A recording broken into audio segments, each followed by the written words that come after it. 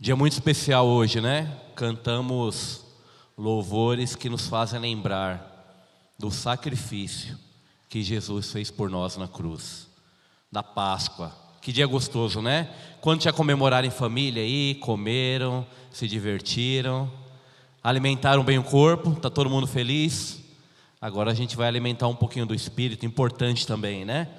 Gostaria que você abrisse comigo a sua Bíblia, lá em Êxodo 12, quem trouxe a sua Bíblia, Êxodo 12, a gente vai ler do 1 ao 14, Êxodo 12, do 1 ao 14. Amém? Todos acharam? Quantos estão felizes aí? Levanta a mão esquerda. Tem gente que levantou a direita, certeza. É só para acordar vocês, irmãos. Todo mundo achou a palavra, amém? Vamos lá, a versão que eu uso aqui é NVT. Assim diz a palavra do Senhor. Então o Senhor disse a Moisés e a Arão no Egito: de agora em diante, este mês será para vocês o primeiro do ano. Anunciem a toda a comunidade de Israel que no 10º dia deste mês, cada família escolherá um cordeiro ou um cabrito para fazer um sacrifício, um animal para cada casa. A família que for pequena demais para comer um animal inteiro deverá compartilhá-lo com outra família da vizinhança. O animal será dividido de acordo com o número de pessoas e a quantidade que cada um puder comer. O animal escolhido deverá ser um cordeiro ou um cabrito de 1 ano sem defeito algum. Guardem bem o animal escolhido até a tarde do 14º dia do primeiro mês. Nesse dia toda a comunidade de Israel sacrificará seu cordeiro ou cabrito ao anoitecer. Em seguida, tomarão um pouco do sangue e o passarão nos batentes laterais e no alto das portas das casas onde comerem o animal. Nessa mesma noite, assarão a carne no fogo e comerão acompanhada de folhas verdes amargas e de pão sem fermento. Não comerão a carne crua nem cozida. O animal todo, incluindo a cabeça, as pernas e as vísceras, deverá ser assado no fogo. Não deixem sobras para a manhã seguinte. Queimem o que não for consumido antes do amanhecer. Estas são as instruções para quando fizerem a refeição. Estejam vestidos para a viagem, de sandálias nos pés e cajado na mão. Façam a refeição apressadamente, pois é a Páscoa do Senhor. Nessa noite passarei pela terra do Egito e matarei todos os filhos mais velhos e todos os primeiros machos dentre os animais na terra do Egito. Executarei juízo sobre todos os deuses do Egito, pois eu sou o Senhor. Mas o sangue nos batentes das portas servirá de sinal e marcará as casas onde vocês estão. Quando eu vir o sangue, passarei por sobre aquela casa, e quando eu ferir a terra do Egito, a praga de morte não os tocará. Este será um dia a ser recordado, todo ano, de geração em geração. Vocês o celebrarão como festa especial para o Senhor. Essa é uma lei permanente. Vamos orar? Abaixe sua cabeça novamente. Pai, que dia especial, o dia onde o Senhor ressuscitou. O Senhor se entregou por nós, ressuscitou. E hoje nós podemos estar aqui celebrando aquilo que o Senhor fez na cruz por nós, Pai. Eu peço que essa palavra, Pai, o significado do que representa a verdadeira Páscoa, ela possa entrar no nosso coração, mas não de uma maneira onde a gente só passe o dia comemorando, mas Pai, de uma maneira que ela entre e gere transformação, que ela gere vida e que nós passamos a viver todos os dias de uma forma a justificar alegremente o que o Senhor fez na cruz por nós. Me usa aqui, Senhor, como instrumento do Senhor para ensinar, para instruir o teu povo na tua palavra santa. E é assim que eu oro, em nome de Jesus. Amém? Amém. A Páscoa, quando a gente olha para a Páscoa, eu tenho muitas memórias de infância, muitos momentos agradáveis em família, e isso é muito bom, a gente poder comemorar, mas a Páscoa, ela é muito mais que isso. Ela tem um significado muito profundo, é um significado desde antigamente, a gente vai ver aqui, desde o Antigo Testamento até agora, a gente pode traduzir assim, do Antigo Testamento até o Calvário, todo o significado da Páscoa. Para os judeus tinha um significado especial. Ele significava a libertação do povo no Egito.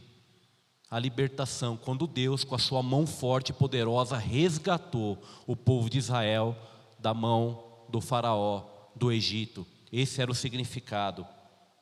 E para nós cristãos, a Páscoa representa muito mais do que uma libertação de um lugar, de um cativeiro, de um lugar físico. Ela representa a libertação da nossa escravidão, do nosso pecado. É isso que a Páscoa, ela representa para nós cristãos, por meio da morte de Cristo, por meio do sangue de Cristo. Agora nós somos lavados pelo sangue, nós somos purificados, e por meio desse sangue nós temos livre acesso a Deus. O pecado que antes fazia separação entre nós e Deus, agora, por meio de Cristo, não há mais essa separação. Quando a gente pensa na palavra Páscoa, o significado da Páscoa no hebraico é Pessah, significa passar por cima, passagem. A gente acabou de ler aqui em Êxodo 12 sobre como Deus instruiu os israelitas a sacrificarem um cordeiro sem mancha, um cordeiro perfeito, e por meio do sangue eles tinham que passar o sangue nos umbrais da casa. E o fato de passar o sangue, ele significava que quando Deus passasse para matar os primogênitos, era a última praga, era o último ato que Deus faria para libertar o povo do Egito. Quando então Deus passasse por aquele local e avistasse que na casa tinha o sangue do cordeiro, ele passaria, e aquelas casas não sofreriam o juízo de Deus. Então era um ato de obediência. Eu fico me perguntando aqui, e se aquelas pessoas, o povo israelita que estava ali em escravidão, quando recebeu essa instrução, não tivesse passado o sangue do cordeiro nos umbrais? Certamente o anjo teria passado ali e o primogênito seria morto, assim como foi do povo do Egito. Na primeira Páscoa, queridos, o sangue do cordeiro, ele veio para salvar uma nação. O povo de Israel veio para salvar um povo.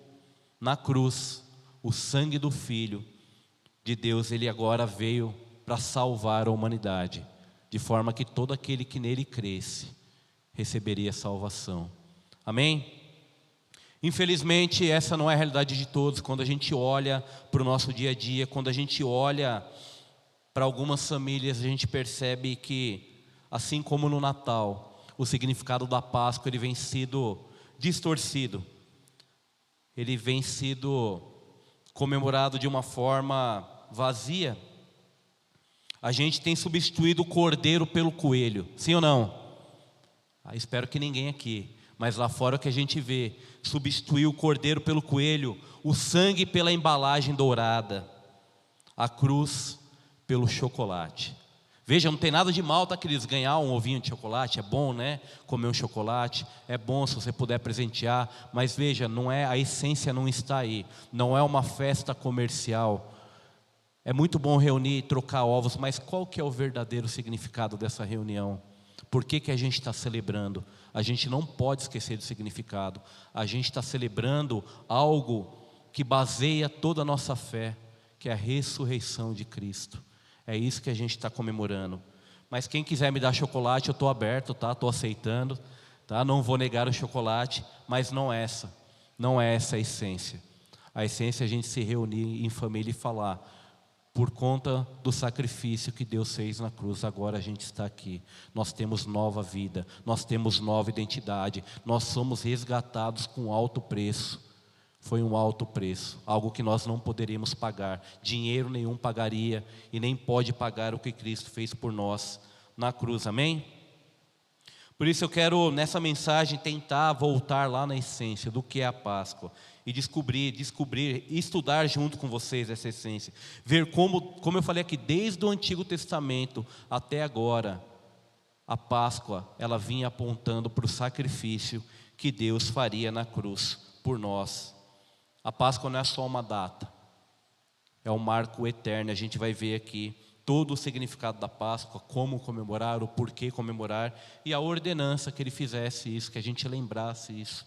Ela foi instruída como uma das 3 festas que o povo de Israel deveria comemorar. Todo ano o povo de Israel comemorava 3 festas, que era a Páscoa, a festa dos tabernáculos e a festa de Pentecostes. Então eles estavam espalhados de todo lugar da nação, eles iam até um monte onde estava o templo estabelecido para comemorar, e essa era uma das festas instituídas como um marco eterno por Deus. Então eu queria estudar 3 principais pontos com vocês a respeito dessa mensagem. A primeira é que a Páscoa, ela revela o juízo e a graça de Deus. Deus é justo e santo, sim ou não? Significa que Ele odeia o pecado. E significa que o seu caráter, Ele exige que o pecado seja julgado. Só que também Ele é misericordioso desde o início. Desde o início Ele vem provendo meios para que o homem fosse liberto do pecado, para que a graça pudesse chegar até nós. Desde o começo, se a gente lembrar desde o começo ali no Éden, quando o homem pecou e tentou encobrir o seu pecado com uma folha, ali já houve o primeiro derramamento de sangue, porque a folha não era capaz de cobrir o pecado. Então Deus mata o primeiro animal, e com aquele animal Ele faz a pele, para que pudesse cobrir o pecado, não pela pele, mas pelo sangue que foi derramado, já apontando para o que Cristo faria. Então a Páscoa, ela é a expressão dessas 2 verdades, juízo e graça. Juízo e graça caminhando lado a lado. Olha o que diz lá em Êxodo, a gente acabou de ler, eu vou reler novamente, Êxodo 12, do versículo 12 até o 13.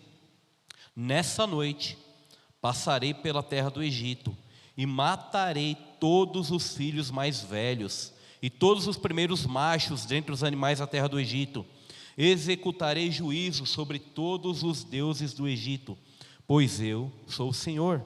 Mas o sangue dos batentes das portas servirá de sinal, como eu falei aqui, e marcará as casas onde vocês estão. Quando eu vir o sangue, passarei por sobre aquela casa, assim a praga da morte não os atingirá, quando eu ferir a terra do Egito. Naquela noite o Egito todo estava sob juízo. O que fez a diferença não foi as obras que o povo fazia, não foi o comportamento, não foi o esforço religioso, não foram os ritos que as pessoas seguiram, mas foi o sangue que estava no umbral. A presença do sangue foi o que separou aquele povo de sofrer o juízo de Deus. O sangue era um sinal de obediência, mas também um sinal de fé. E por meio daquele sangue, a morte passou por cima daquelas casas, das casas que tinham aquele sinal. Agora, quando a gente pensa na Páscoa, existiam também, a gente vai ver uma série de simbologias e uma série de instruções de como que eu posso celebrar a Páscoa. E a gente vai ver que a Páscoa hoje, que é relembrar o sacrifício que Deus fez por nós, a gente celebra com a ceia. Além do dia da Páscoa, a gente celebra com a ceia. Mas lá atrás tinha uma série de instruções. A partir do versículo 43 de Êxodo 12, Deus vai dar um monte de instrução para Moisés de quem poderia participar da Páscoa. Quero ler com vocês, Êxodo 12, do 43 ao 49, diz o seguinte: Então o Senhor disse a Moisés e a Arão: essas são as instruções para a festa da Páscoa. Nenhum estrangeiro poderá comer a ceia da Páscoa. O escravo comprado poderá participar se for circuncidado. Os residentes temporários e os empregados não poderão participar. Cada cordeiro de Páscoa será comido em uma só casa.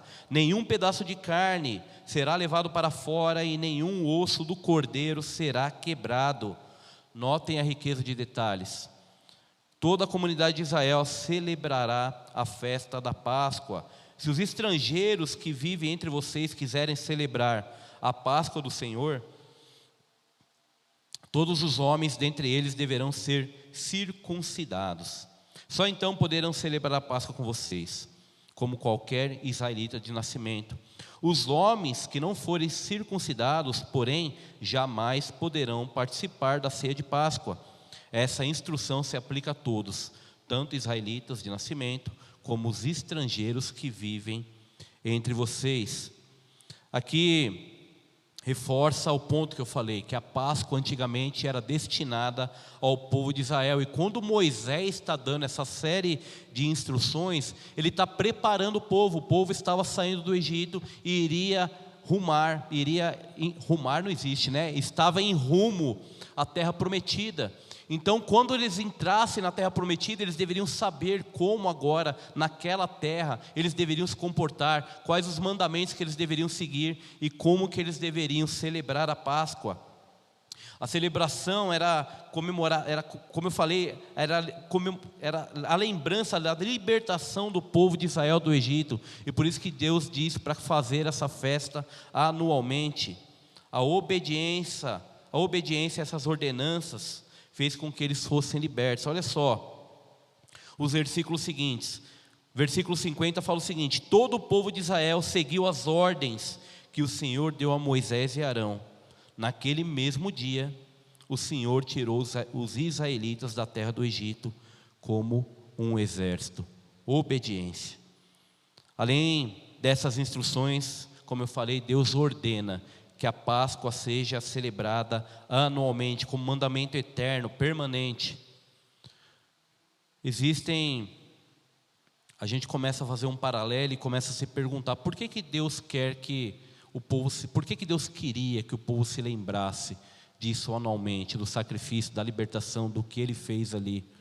Se a gente olhar para a nossa vida hoje, a gente olha para a Bíblia diz para a gente olhar para trás e trazer à tona aquilo que nos dá esperança.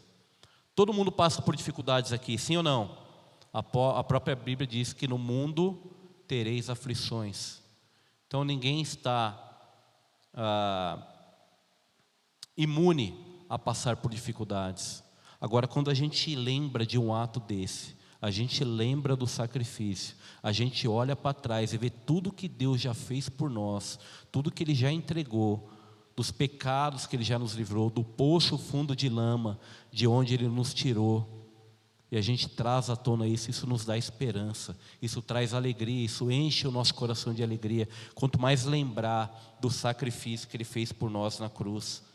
Então existe esse mandamento: comemore a Páscoa anualmente, para lembrar da libertação, para lembrar do que eu fiz por vocês. Em Deuteronômio 16, Moisés reforça isso, reforça a importância da celebração da Páscoa. Em Levítico 23 também, a Páscoa era listada entre as festas sagradas instituídas por Deus, como eu falei aqui, a festa da Páscoa, Pentecostes e a festa dos tabernáculos. Novamente, a gente vai ter aflição, mas é bom a gente lembrar. Eu estou para fazer um quadro lá em casa, não sei se eu já comentei com o pastor Antônio, mas eu já vi alguns amigos fazerem, que é um quadro memorial. E nesse quadro tem alguns marcos de coisas que Deus já fez na minha vida. E é uma linha do tempo.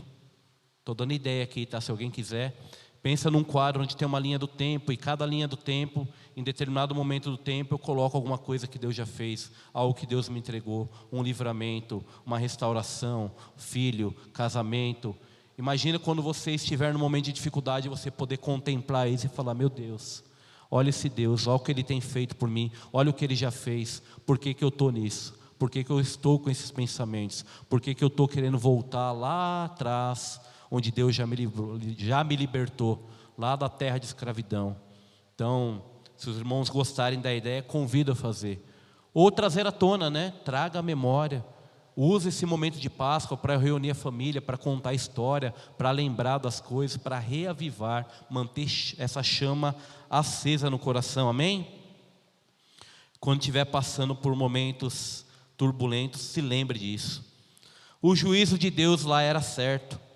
Mas Deus ofereceu uma via de escape, a graça. A graça estava disponível para todo aquele que cresce e obedecesse aquela instrução de Deus: passe o sangue nos umbrais.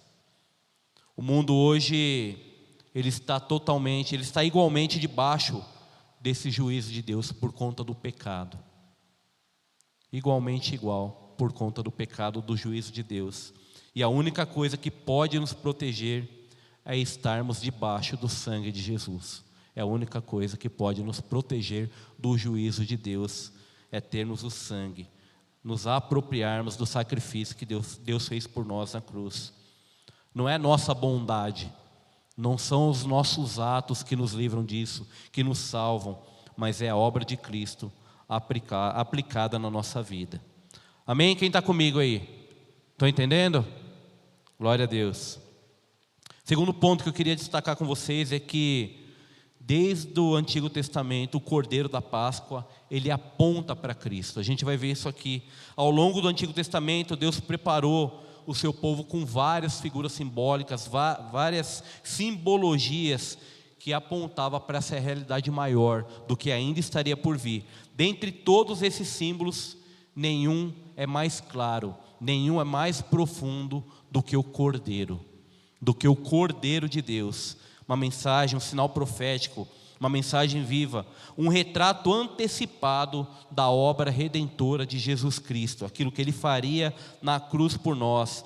Na noite que Deus libertou Israel do Egito, Ele estabeleceu algumas exigências específicas para o Cordeiro Pascual. Note que Deus é um Deus de detalhes. Se a gente olhar lá atrás, quando Ele estava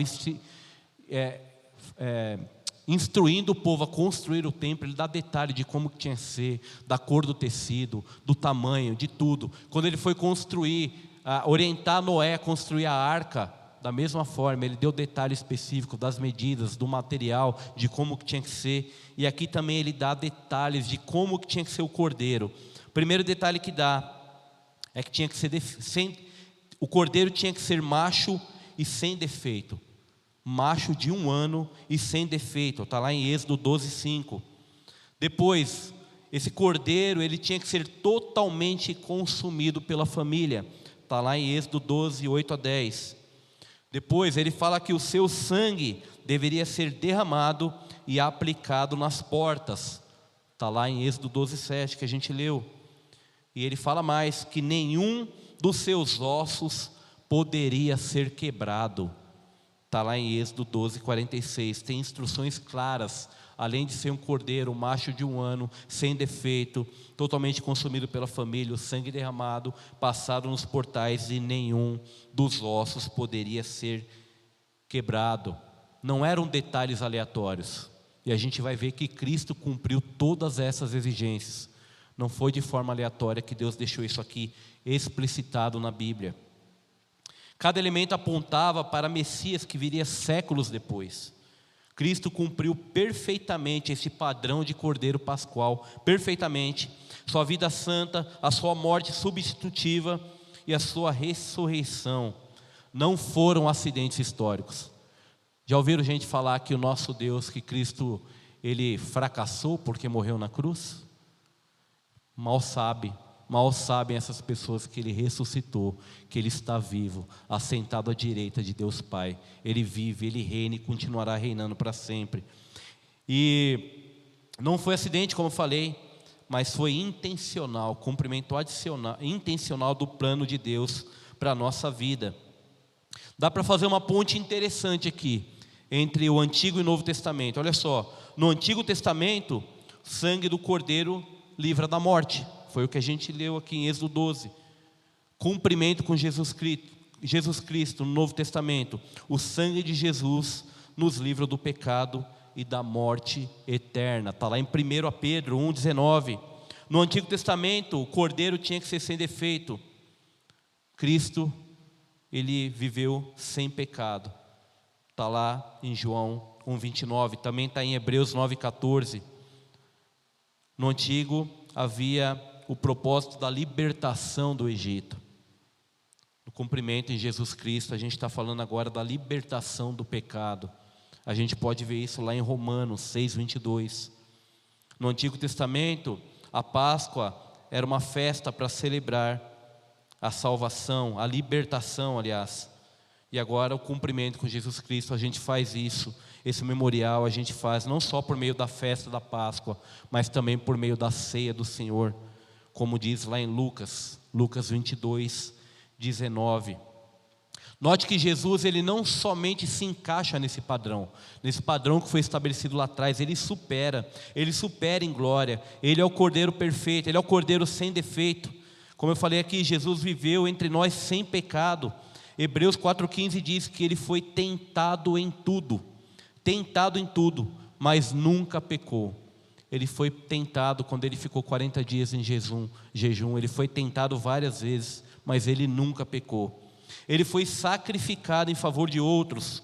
A sua morte não foi uma tragédia humana, mas foi um ato voluntário de substituição. Ele tomou o meu e o seu lugar.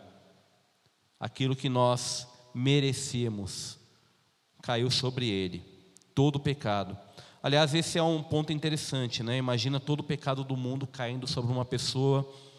Hoje eu fui assistir aquele filme A Paixão de Cristo. Quem já assistiu? Do Mel Gibson. Muito forte, né? Quando ele está orando no Getsemane, é tão tenebroso, ele está tão temeroso que ele começa a suar sangue. Tem um fato para isso, né? Quando você está, eu esqueci a palavra aqui, mas você está tão ansioso, você está com, eu não sei explicar a palavra, não é medo, mas é tanta tensão, essa é a palavra, que as veias, elas estouram, as veias que estão sobre a pele, elas estouram. Tem um nome médico para isso. E ele começou a suar sangue, porque ele já sabia, o pecado do mundo inteiro cairia sobre ele. E quando a gente vê aquela cena é muito forte, né? Muito forte. Jesus vai levar o peso de toda a humanidade, do pecado de toda a humanidade sobre ele. Sangue derramado. Hebreus 9,14 afirma que o sangue de Cristo purifica a nossa consciência das obras mortas para servirmos ao Deus vivo. Na cruz, Jesus não foi um mártir, não foi um exemplo moral daquilo que a gente tem que seguir. Ele foi o Cordeiro de Deus. Ele foi, e Ele é o único que pode satisfazer a justiça e a ira divina. Único capaz. Ninguém seria capaz de fazer o que Ele fez. Ali o juízo que deveria cair sobre nós, caiu sobre Ele. Por isso agora o juízo passa por cima de nós, pelo sangue que foi derramado na cruz. Como aconteceu lá com os hebreus no Egito. Não porque somos bonzinhos, não, mas porque Ele nos alcançou por causa do sangue. E agora a gente foi liberto do nosso pecado, da escravidão. Quando João Batista viu Jesus andando, ele não teve dúvida. Talvez uma das primeiras coisas que ele falou foi: esse é o Cordeiro de Deus, que tira o pecado do mundo. Ele sabia, esse é o Cordeiro de Deus, está lá em João 1,29, que tira o pecado do mundo. João não está falando que Jesus ajuda a tirar o pecado. Ele está falando que Ele remove completamente o pecado de quem crê nisso. Redenção total, não é parcial. Libertação, não é alívio temporário. Libertação. Agora, a pergunta é se a gente tem crido nesse Cordeiro. Não basta a gente conhecer a história. A gente precisa se apropriar, aplicar o sangue nos murais da nossa casa, deixar com que Ele entre na nossa vida e nos transforme, deixar com que esse sangue nos traga uma consciência que agora a gente precisa abandonar o nosso pecado, abandonar e viver de uma forma que glorifique a Deus. Amém? Será que a gente tem vivido dessa forma, como alguém liberto? Ou como alguém que de tempos e tempos volta lá para o Egito, dá uma espiadinha, né? Olha para trás, né? Lá atrás a gente tinha cebola para comer, lá atrás a gente tinha água para beber, lá atrás a gente tinha isso, tinha aquilo, e a gente se prende àquelas coisas que lá atrás eram pecado, e esquece de olhar para o que Jesus fez na cruz por nós. Vira e mexe, sem a gente perceber, voluntariamente a gente está voltando para o Egito. Quando a gente continua pecando, quando a gente continua ignorando o que Cristo fez por nós na cruz. Como que a gente tem vivido a nossa vida de uma maneira que justifique o que Ele passou por nós, o que Ele enfrentou por nós. A gente precisa fazer essa reflexão diária, não só na Páscoa, não só quando a gente celebra a ceia aqui, mas diariamente. Diariamente a gente tem que examinar o nosso coração, falar: Senhor, se tem alguma coisa aqui dentro ainda que te desagrada, tira de mim. Alguma coisa que eu ainda não consigo, tira de mim. A tua palavra diz que o seu poder se aperfeiçoa na minha fraqueza. Senhor, eu não quero continuar voltando para o Egito, eu não quero continuar pecando. Eu sei que o Senhor me comprou com preço alto. Eu sei que o Senhor foi obediente até a morte, morte de cruz. Então me faça viver uma vida de forma que alegre, que agrade o seu coração. Esse deveria ser a nossa oração diária. Amém? E um terceiro ponto que eu queria discutir com os irmãos aqui é que a Páscoa, a nova Páscoa agora, ela nos traz liberdade, ela nos traz vida nova. Libertação do Egito não foi o fim da história de Israel, foi o começo. Deus os tirou da escravidão para levar para a terra prometida, Canaã. Eles não foram salvos para ficarem no deserto, para morrerem no deserto, apesar de saber que de toda aquela multidão daquele povo, só 2 entraram, né? Josué e Caleb. O resto ficou, seja por murmuração, ou por pecado, ou por uma série de coisas, eles ficaram. Mas a partir de Josué e Caleb, eles vão viver essa nova realidade agora. Como eu falei, não para ficarem parados no deserto, mas para viverem agora com Deus numa nova aliança, com obediência, uma esperança. Da mesma forma que a salvação para a gente agora cristão não é um ponto de chegada, mas de partida. Ser perdoado por Jesus é só o começo da história, é só o começo. Agora a gente tem que viver uma vida de santificação diária. Tem um caminho longo ainda para a gente seguir, até Jesus ir nos buscar, ou até a gente se encontrar com Ele. É um caminho longo, é um caminho de escolhas diárias, mas o primeiro passo foi dado. Ele já morreu por nós na cruz, Ele já nos libertou da escravidão, do Egito, do pecado, e agora Ele firma conosco uma nova aliança. Ele não só morreu por nós, mas Ele nos convida agora para segui-lo. Nessa nova caminhada, Ele mesmo deixou um memorial visível, como eu falei aqui, a ceia do Senhor. Ele deixou a ceia do Senhor para a gente poder participar daquilo que Ele fez. Antes dele ter o corpo entregue na cruz, Ele ceiou com os discípulos. Olha o que diz a palavra lá em Lucas. Lucas, se você quiser abrir a sua Bíblia, Lucas 22, de 15 a 20. Lucas 22, do versículo 15 ao 20. Diz assim: Jesus disse: estava ansioso para comer a refeição de Páscoa com vocês, antes do meu sofrimento, pois eu lhes digo agora que não voltarei a comê-la até que se cumpra no reino de Deus. Então tomou um cálice de vinho, agradeceu a Deus e disse: tomem isto, repartam entre vocês, pois eu lhes digo que não voltarei a beber vinho até que venha o reino de Deus. Tomou um pão, agradeceu a Deus, partiu e deu aos discípulos, dizendo: este é o meu corpo, entregue por vocês. Façam isto em memória de mim. Depois da ceia, tomou outro cálice de vinho e disse: este cálice é a nova aliança, confirmada com meu sangue, que é derramado como sacrifício por vocês. Talvez os discípulos naquele momento não estavam entendendo muito.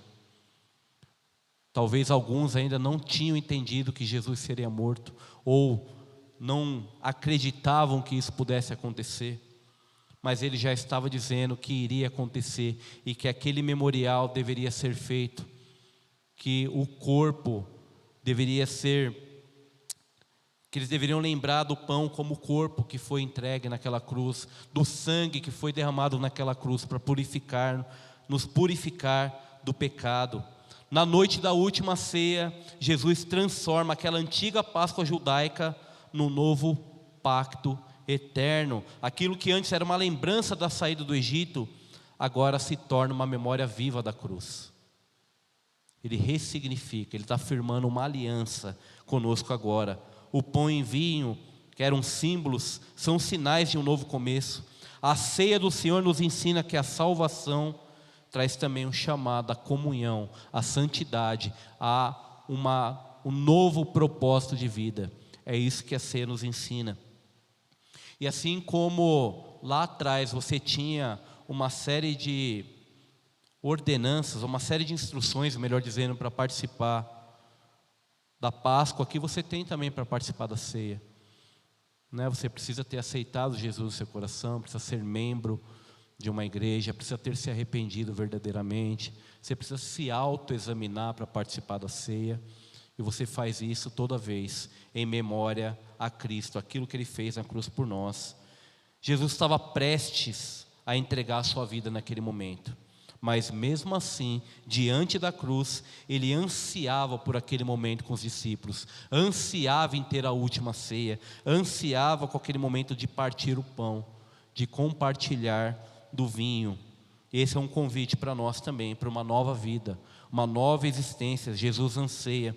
Paulo escreve aos Romanos que nós somos sepultados com Cristo, para que agora a gente possa viver uma nova vida. Isso significa que assim como os israelitas deixaram o Egito para não voltarem, nós também devemos abandonar o velho homem. Agora nós somos nova criatura, as velhas coisas já passaram, já ficaram para trás. Em Cristo nós temos uma nova identidade, novo homem. Será que a gente tem vivido como novo homem? Eu sempre gosto de fazer essa pergunta para mim mesmo, tá? Estou fazendo para a igreja, mas eu estou fazendo para mim mesmo. O que tem feito o Fábio ir lá para trás, voltar lá no Egito e querer viver como velho homem? Tem até uma brincadeira que fazem, que o pessoal achou que quando foi batizado o velho homem tinha se afogado, mas ele sabia nadar, Já ouviram isso? Vira e mexe, a gente tem que voltar a afogar o velho homem lá. Não, você fica para aí, fica para lá, Nova vida, nova aliança, nova identidade, novo homem, amém? Vivermos de um jeito que alegre o coração do Senhor. Quando participamos da ceia, nós não estamos apenas repetindo um ritual. A gente está anunciando 3 coisas. Primeira, que Cristo morreu. Segunda, que Cristo ressuscitou. E terceira, que Cristo voltará. E nós ansiamos por isso. Um dia que Cristo voltará. Ou que a gente vá se encontrar com Ele, Aí não vai ter mais sofrimento, não vai mais ter dor, não vai mais ter choro. Mas até lá a gente precisa viver uma vida digna do ato que Ele fez por nós. Um ato de fé, de memória, de esperança. Celebração da vitória do Cordeiro que vive e reina. Cristo, Ele não nos salvou apenas para nos tirar do pecado, mas como eu falei, para nos dar uma nova vida. A palavra do Senhor diz que Ele veio para dar vida e vida em abundância. Eu fiz uma coisa uma vez, eu gosto de falar de umas coisas que eu fiz, algumas que deram certo, outras não. Mas um dia eu cheguei para o Senhor e falei: Senhor, estava no começo da minha fé, e eu li a palavra, e eu olhei isso, que Cristo veio para dar vida em abundância. E eu listei várias áreas da minha vida, emocional, profissional, familiar, várias áreas. E eu comecei a pontuar. Eu falei: Senhor, não tem abundância aqui nessa área ainda. Aqui eu também não tenho não. E aqui? E para algumas o Senhor foi muito claro comigo, tá? Falou: você não tem abundância nessa área ainda porque você está em pecado, querido. Pecado. Você está em pecado. Aqui você está em pecado. Aqui você não abandonou o velho homem ainda. Nessa área você continua com práticas antigas. Nessa área você continua fazendo coisas que desagradam o meu coração, vivendo como se você ainda estivesse em escravidão. É por isso que você ainda não tem abundância nessa área. E quando a gente olha essa palavra abundância, eu não estou falando de riqueza material, porque muitos pensam nisso, Quando Jesus veio para dar vida e abundância, então eu vou ser rico, vou ser milionário. Não que Deus não possa dar, mas Ele não está falando somente disso. Ele está falando de um propósito, está falando de você viver prosperidade em todas as áreas da sua vida. E prosperidade não significa necessariamente dinheiro ou riqueza. Significa uma família estruturada. Significa você ter aquele pão que você necessita a cada dia. Significa você estar passando por dificuldade, mas estar com um sorriso no rosto, sabendo que um dia Ele vai voltar, mas que Ele deixou conosco o Espírito Santo de Deus. e por meio dele nós podemos agora todas as coisas. Amém? A gente precisa viver, como eu falei, de uma maneira que justifique tudo aquilo que Jesus fez na cruz por nós. Será que a gente está de fato vivendo como alguém que foi liberto? A salvação ela deve gerar mudança, novamente. A gente escuta em alguns lugares por aí que onde abundou o pecado, superabundou a graça. Já ouviram isso? Quem já ouviu isso? Só que tem uma notícia: a graça, ela não é desculpa para a gente continuar pecando. A graça tem que ser transformadora. A graça tem que fazer com que a gente olhe e fale: isso eu não quero mais, Cristo já me alcançou. Ah, mas eu não consigo. A gente procura alguém para prestar contas, a gente procura alguém mais experiente na fé, e principalmente, não só experiente na fé, mas também naquela área que a gente está passando dificuldade, e a gente senta, como a gente faz, né, pastor Antônio? Falou: aqui eu estou com dificuldade, aqui eu ainda não consegui vencer, ore por mim, e eu vou prestar contas até eu vencer aquele pecado. E não é problema, tá, queridos? É pecado. A gente tem que saber dar nomes ao pecado para a gente abandonar. O problema, a gente traça um plano de ação e vai acompanhando até aquilo ser resolvido. Pecado a gente abandona. Pecado a gente confessa e a gente abandona. A graça, ela precisa ser transformadora. Não use a graça. Não use essa frase que onde abundou o pecado, superabundou a graça para continuar pecando. Amém? Eu queria concluir de algumas formas com vocês. A Páscoa, como eu falei, não é só uma festa no calendário cristão. É o coração do Evangelho. A ressurreição de Cristo é onde se baseia toda a nossa fé. É por isso que a ressurreição de Cristo ela é tão atacada por ateus, por outras religiões. Porque se eles, na cabeça deles, se eles conseguirem destruir essa ideia de que Cristo ressuscitou, a nossa fé que é baseada nisso não vale de nada. Eu não sei quantos de vocês já assistiram aquele filme Em Defesa de Cristo. Já assistiram? Se não, recomendo demais. É de um ateu. Posso dar um spoiler aqui ou não? Quem não assistiu, eu vou dar um pequeno spoiler, tá? Para não perder a graça. Mas é de um ateu que não acreditava, até que acontece algo com a filha dele num restaurante. E uma enfermeira estava lá. E salva a filha tinha engasgado. E a enfermeira vira e fala: olha, não era para eu estar aqui nesse restaurante hoje. Só que Deus pediu para a gente vir para cá, eu não tinha entendido nada. E agora eu sei que Ele queria que eu salvasse a sua filha. Resumindo, a menina começa a perguntar quem era Deus. E agora ela começa, a família, a mãe começa a orar para esse Deus que salvou a filha. E o pai se incomoda. E por se incomodar, ele falou: eu vou provar para a mulher e para a filha, eu vou provar para vocês que esse Deus não existe, e vai atrás. E aí vocês assistam o filme para entender o que aconteceu. Mas é tremendo, porque ele vai atrás de fatos, de evidências científicas, de fatos históricos, para tentar desconstruir a base da nossa fé, que é a ressurreição. E aí vocês assistam para saber se ele conseguiu ou não. Mas é tremendo o filme, tá? Mas é isso. A Páscoa, ela não é só uma festa, é o coração do nosso Evangelho. É a lembrança do maior ato de amor na história, do sacrifício de Jesus, o Cordeiro de Deus, que Ele entregou a vida para que agora nós fôssemos livres. Celebrar a Páscoa é bom, é necessário, mas não é o suficiente. A gente precisa parar para refletir o que realmente aconteceu naquele madeiro, naquele túmulo vazio. A cruz não foi um símbolo para celebrado apenas uma vez por ano. Foi um divisor de águas. Um divisor de águas para a eternidade. A ressurreição de Cristo não é uma fábula. Não é algo que a gente vê ou lê em livros infantis. Não é uma fábula. É o fundamento, como eu falei aqui, é o fundamento da nossa fé. Mais do que cantar, do que postar, do que assistir uma peça de teatro, um recital de Páscoa, Deus está nos chamando para a gente vivê-la no nosso dia a dia. Viver como quem foi liberto verdadeiramente do Egito. Viver como quem tem o sangue do Cordeiro sobre a nossa vida. Viver como quem crê que a cruz de fato foi real, que o túmulo está vazio e que Jesus está vivo e que Ele reina. Aleluia. A verdadeira Páscoa, ela se revela quando nós perdoamos, quando nós amamos, quando nós colocamos as pessoas em primeiro lugar, quando nós servimos, quando nós negamos a nós mesmos, quando nós negamos ou quando nós deixamos as nossas necessidades para fazer aquilo que Deus se alegra. Quando Jesus vai orar no Getsemane, ele fala: Pai, se possível, afasta de mim esse cálice, afasta de mim todo esse sofrimento. Contudo, que não seja feita a minha vontade, mas a sua vontade. Ele foi obediente até a morte de Cristo, até a morte de cruz. Lembrei novamente do filho ali, do filme Paixão de Cristo, quando Judas vende Jesus, né, por 30 moedas de prata, e depois entrega dando um beijo.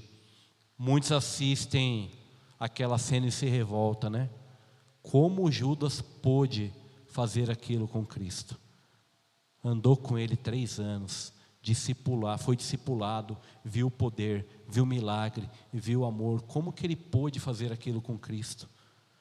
A gente fica revoltado, eu fiquei revoltado, mas na hora o Espírito Santo me trouxe à tona coisas que eu fazia que também estavam entristecendo o coração de Cristo. Muitas vezes a gente julga o pecado do outro, mas esquece de olhar para dentro de nós. Falou: opa, peraí, será que eu não estou fazendo igual a Judas? Será que eu não estou traindo Jesus no meu dia a dia?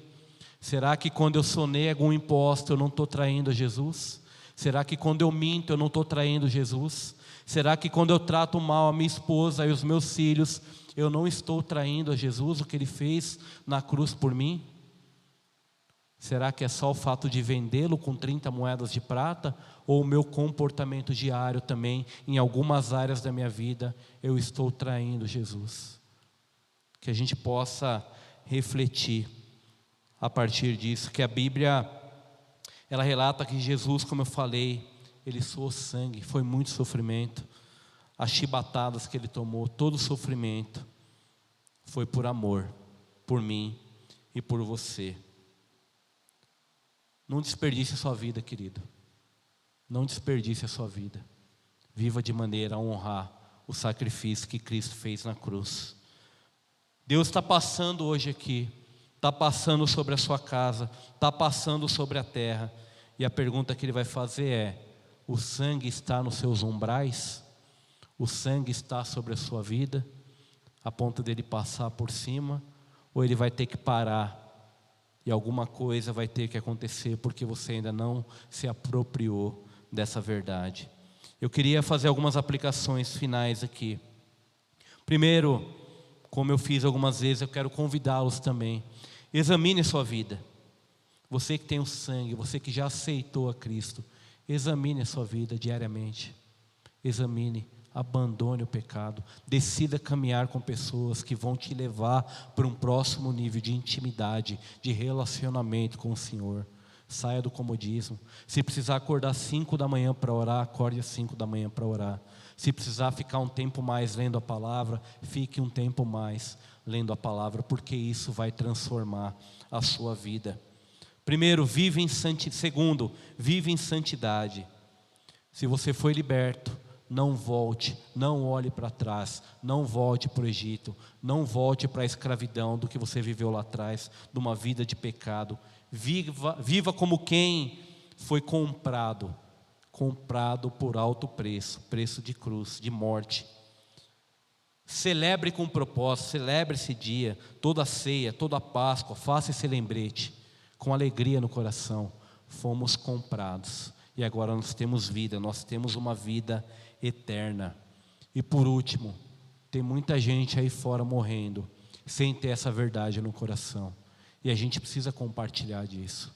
A gente precisa compartilhar que existe um Deus que salva, que cura, que restaura e que morreu por nós, para que a gente tenha uma nova vida, uma vida que valha a pena ser vivida. Amém? Feche seu olho, querido, quero orar por você. Pai, obrigado. Obrigado porque hoje nós comemoramos, nós celebramos a Páscoa do Senhor. Nós celebramos, Pai, o momento onde você se entregou totalmente a sua vida por nós, para que pudéssemos ter nova vida, para que nós pudéssemos nos chegar a Deus agora. Obrigado, Pai, pelo sacrifício que foi feito e agora, pelo derramar do Teu sangue na cruz, nós somos purificados do nosso pecado. Senhor, que essa verdade entre no nosso coração e que a gente possa celebrar com alegria, Pai, não só o momento da Páscoa, mas todos os dias da nossa vida, que nós possamos trazer essa verdade à tona e viver de uma maneira, Pai, que alegre o seu coração.